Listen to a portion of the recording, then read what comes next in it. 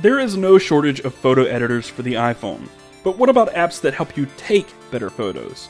There are plenty of those too, and here are 4 of the best. Camera Plus is one of the original third-party camera apps for iPhone, and it's only gotten better with time. You can choose between shutter priority, auto, or full manual control, which lets you manually adjust focus, shutter speed, ISO, and even white balance. Camera Plus also lets you shoot photos in RAW. One of the best features of Camera Plus is the ability to tap with 2 fingers to set exposure and focus separately.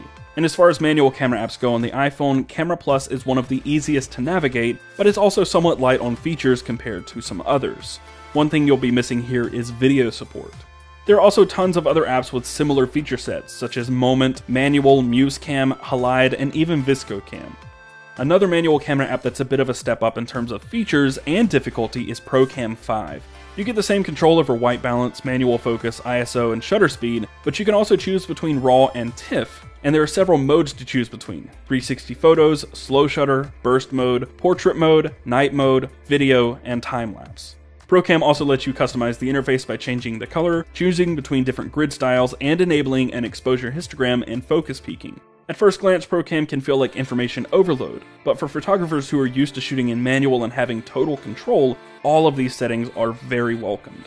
Stepping out of the wide world of manual camera apps, there are other types of apps that specialize in certain shooting situations.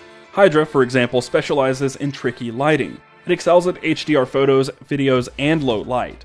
You won't find fine-tuning settings within the Hydra viewfinder. Really, all you can change is the resolution or select one of the 5 shooting modes: HDR, Video HDR, Low Light, Zoom, and High Res.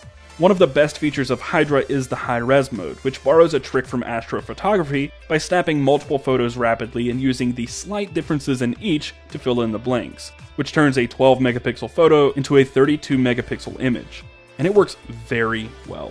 Finally, slow shutter specializes in long exposures. You can choose between 3 shooting modes: motion blur, light trail, and low light. You can adjust the light sensitivity, blur strength, or noise reduction, as well as shutter speed and ISO.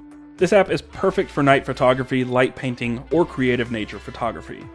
For more tips and tricks and other how-tos, be sure to check out cnet.com/how-to.